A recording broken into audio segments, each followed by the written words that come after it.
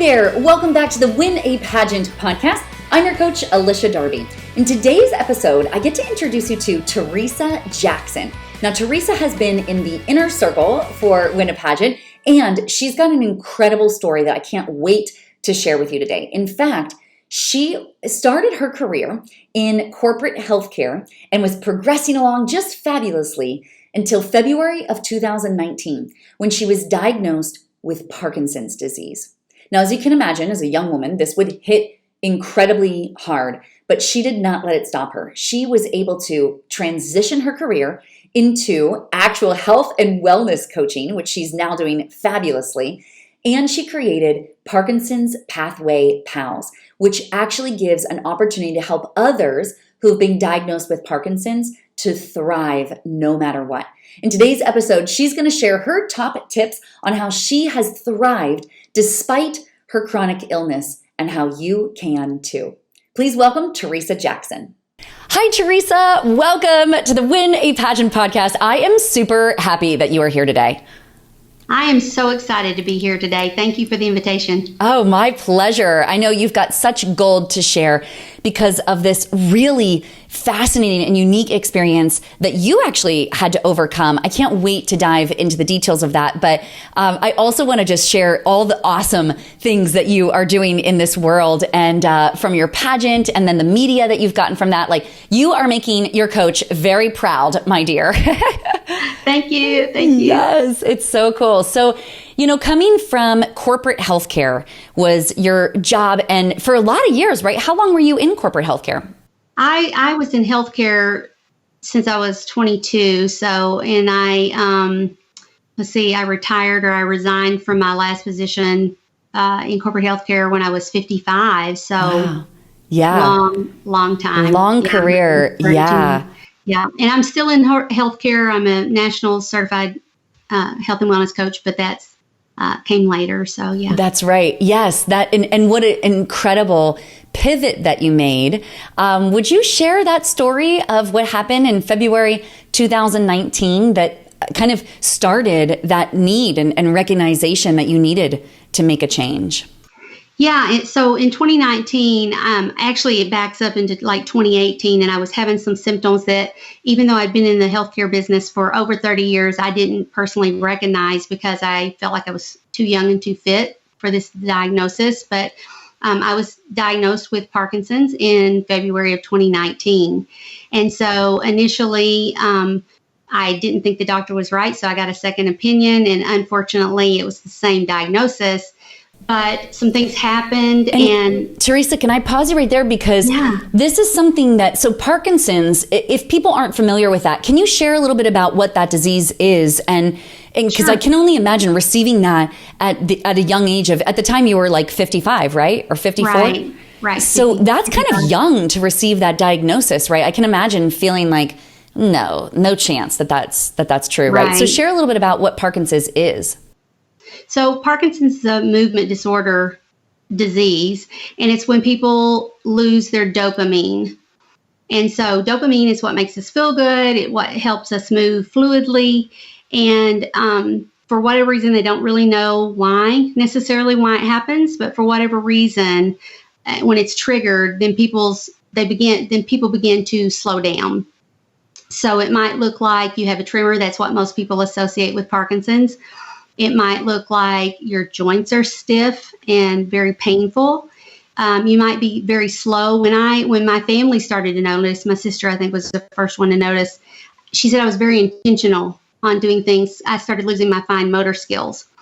And in February, after I was diagnosed, I had gone to see my mother, who was in her 80s at the time. And we were out in the garage, and I was trying to get a cord wrapped around something, and I was going, just slow. So I hadn't started my medication yet. She took it out of my hand. She's 88 years old, and she whipped it around. And I knew at that point, like something's really not right, because I was just so intentional. So those are some of the symptoms that come up when you have Parkinson's. So it's a movement disorder. Yeah. Wow. So when you received this diagnosis, and you were probably like shocked, like, well, that's not what I thought coming, because this is Right. a lifelong disease. This isn't something that it's like, oh, here, take these, vitamins Right. and you'll be back on your feet in a week. It's more of like, this is something that over time gets worse and worse.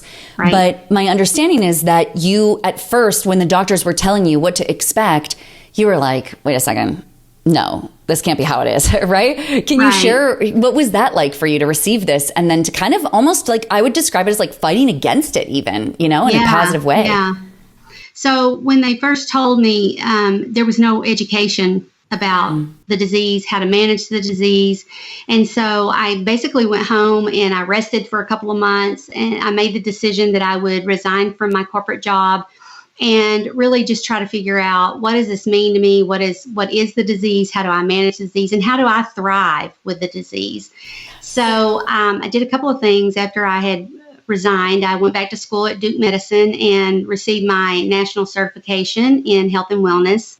So I'm doing that, and really just learned how diet and exercise is so impactful for the person living with Parkinson's. And just made a decision that, because I received no education at the time of the diagnosis, I just was so astounded that somebody could be given a diagnosis that has no cure, that is progressive in nature, and not told, how do you manage this and how do you live your best life?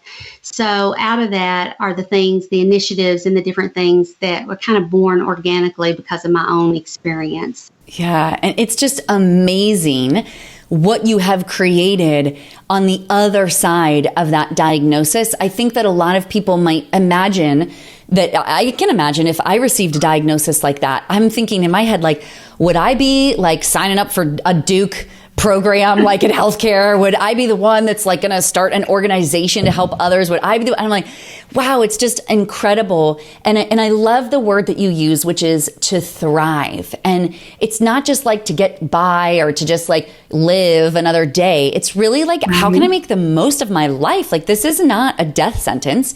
This is just a different way of living. So what was one of the first things that you had to change as like a key, if you will, that might inspire other people to, if they received a diagnosis like this or something else that would be truly life-changing, what's a tip that you would have for them? So I think it matters not whether you have Parkinson's or any type of chronic illness. The first thing that you have to do is you really have to research and then advocate for yourself.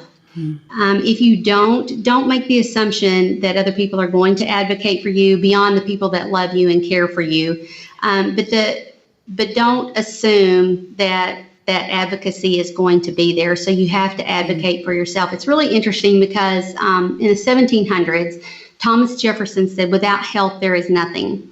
And so therefore, we should place such an emphasis, and I'm not getting the exact verbiage right, but everything should be focused around health. And while I'm not sure that everything should be, certainly if you think about it, if you don't have your health, there's not much else that matters. Yeah. Wow. So, interesting. That is. And it's so, you're right about being an advocate for yourself. It's so easy to just listen to what the doctor says and, oh, well, okay, I guess that's just what it is. And we just think that, oh, because they're the doctor and, I'm not, they obviously know more than I do. But you actually decided to take matters into your own hands. Can you share your personal story of what you did to advocate for yourself? Yeah, so I did a few things. I started an organization or an initiative called Parkinson's Pathway Pals, and I'm using my skill set as a health and wellness coach to help people realize that, like you said, it's not a death sentence, and people don't know when they get this diagnosis what that means. Is it a death sentence? Am I going to be bound in a wheelchair in 6 months? People just don't know because they're not being provided information. So people can call me. And when they do, we talk through what are the appropriate resources, where should you be gaining information, what is important for you to know. I also became an ambassador, an Aware and Care ambassador for the Parkinson's Foundation. And some interesting statistics, 1 in 3 people in any given year that have Parkinson's will end up with a hospitalization. Wow. And out of that, and since there's 1 million people in the United States living with Parkinson's, that means that there will be 330,000 hospitalizations in any given year. There's 60,000 people a year being diagnosed, which means about once every 9 minutes. And in the time that we finish our time together, several people will have received that diagnosis. But when they're hospitalized, 3 of the 4 people that are hospitalized out of that group will have medication changes.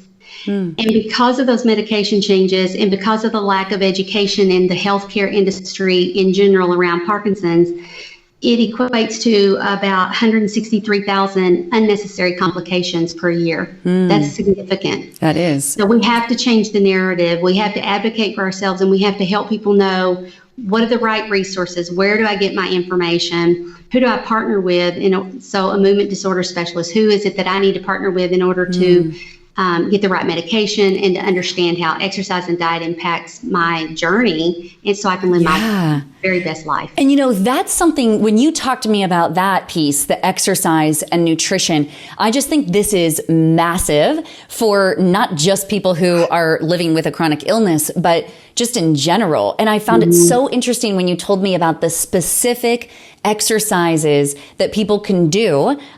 We mentioned several, maybe you could mention them even here, that can actually help to build those muscles specifically for people diagnosed with Parkinson's. Can you share more about your journey, and especially as a certified health and wellness coach, maybe you can share some tips for people around exercise and nutrition and how they can use that to thrive?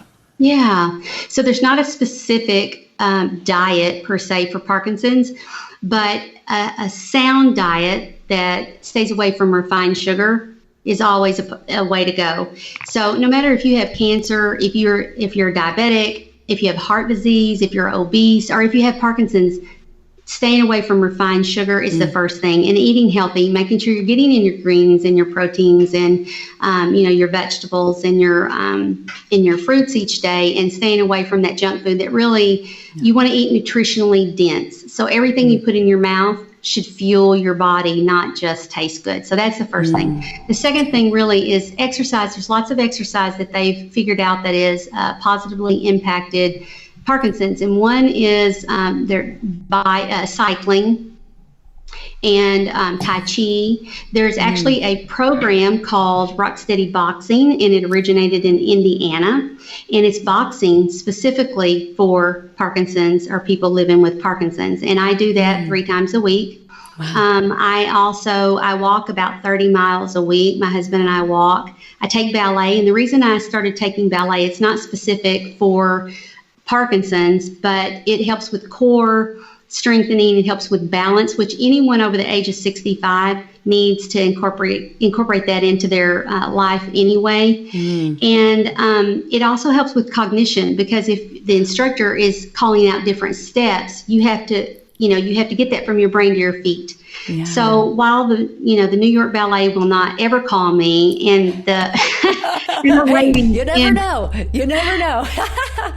I'm pretty sure. Okay. But the ladies in my ballet class were very welcoming, and I may look like Stuart on Mad TV. Look what I can do. The fact is that it's useful and I enjoy it. So any exercise is good exercise, but the exercise that makes you sweaty, makes you tired, makes you breathe hard. Yeah. Those are exercises that the researchers are saying may slow the progress of the disease. So those are all, I think, really important. And I just learned last week of a new thing that's out, and it's rock climbing for Parkinson's people. Oh. And I actually am going tomorrow to my first rock climbing class, so I'm pretty excited about that. How fun. I love that. Yes, you are definitely thriving. For sure. It's incredible. Yeah, I just love that. So tell us your third tip for people to continue to thrive even with a chronic illness. It's really understanding resiliency. When I think of resiliency, I think of like a pine tree, and it can sway way over, but it comes right back, and rarely does it break.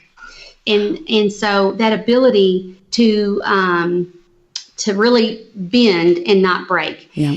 In addition to resiliency, the way we become resilient is our mindset. So if we have a growth mindset, a mindset that I always like to teach the power of yet. Have you ever heard of the power of yet? No, I haven't. So it's a growth mindset, which means I tried, it didn't work out. What did I learn? Right? Whereas a fixed mindset is I tried, I failed, I stink. I'm not trying that again. But when we take that viewpoint of a growth mindset and use the power of yet, it looks more like I tried, it didn't work out, so I don't know how to do that yet. Oh. I'm not good at that yet. I haven't yet. And it spins it from the fatality of I'm not good at that, I stink, I might as well give up, to the possibility, the opportunity of what could be. And so that mindset drives our ability to bend and not break, to come back from, this didn't work this time, but it's yet. It doesn't mean it won't work. And most people that are successful try things more than once. Very few of us out there that are successful try something and it's like, wow, that's great. I made a lot of money, or I'm physically fit, or whatever. It's a trial and error. So having a growth mindset and understanding that resiliency is born out of that and is built out of that, I think goes a long way in helping people live successfully with chronic disease. Yeah. Yes, that's beautiful. I love what you're describing here. I'm just going to recap for our audience too. The first is to advocate for your own health so that you don't feel like you're just being pushed around and shoved around, but rather ask for the things that you need. The second being the importance of exercise and a sound nutrition. So not a specific diet plan so much, but just having well-rounded, eating nutrient-dense food. I love what you said here, Teresa. You said everything that goes in your mouth should be to fuel your body, not just to taste good. And I'm like, oh yeah, that's good. When you think of food as fuel, you might make different choices, Yeah, you wouldn't put junk in your car, right? You wouldn't fill it with something, water or sugar or whatever, and then expect it to run efficiently. That's right. That's brilliant. Yeah. And then the third is this growth mindset and this idea of resiliency, so that if it hasn't happened yet, we don't give up. Right. Yeah. Teresa, this is so awesome. Yeah. Well, thank you so much for sharing all of this. And I want to make sure that people are able to find and follow you. So I'm going to kind of share a little bit of those resources. And I will also be linking these so that you can just click right on them if you're listening now. So Teresa is a board certified health and wellness coach. So if you're interested in her services for that, you can go to teresajackson.org. That is Teresa with no H. She's got no H in her name, teresajackson.org. And if you're interested in learning more about what the resources are that she's going to be promoting, I know she's got book in the works and podcast coming up and a lot of other resources. The best place to follow her for that is on Facebook, right? So I'll make sure that I link that. And that's her Pageant Facebook page. So she's Mrs. Shenandoah Valley. Did I say that right? Shenandoah Valley. Shenandoah. Excellent. Yeah. So Mrs. Shenandoah Valley. Yeah. And so those are the 3 areas that you can follow her. If you're interested in Parkinson's Pathway Pals, reach out to Teresa. I'm going to be including her email address for you here and other contact information so that people can reach out to you, Teresa. So, but before we say goodbye, Teresa, I just want to honor you for this incredible work that you are doing in the world. Like I said, I can only imagine, anyone receiving this type of diagnosis, it could feel just debilitating, just to completely wreck everything. And I love watching you, and I got to meet Stan on the camera earlier today, and it's just so beautiful, your relationship together and how you've leaned into each other and how now you are able to, you've done the things that you need to do, and that is not easy to do, but you consistently show up for yourself and you consistently pour into you so that you're able to pour into others. And I see your heart behind it and passion behind wanting to meet other people in this diagnosis so they don't have to experience what you did the hard way, that instead they can get that support and they can get that coaching from somebody that can walk them through this together. So thank you for doing this for the thousands of people on this earth that need your help. Thank you, Teresa. Thank you. Thank you. One last thing, if I could just add, please, to dovetail onto what you were talking about, helping other people. Yeah. I equate that to the announcement that you hear when you fly. They always say when the mask falls down, take care of yourself first so you can help others, so you don't burn out and can't. And so I think sometimes as certainly as women and caregivers, we think it's selfish to help ourselves first, but it really isn't. Right. So Yeah, so thank you for that. That's beautiful. Yeah, and you are a beautiful example of thriving even despite this chronic illness. So thank you again, Teresa, for being here with me today. It's been such a pleasure chatting with you and sharing all of these tips with my audience. I appreciate you being here.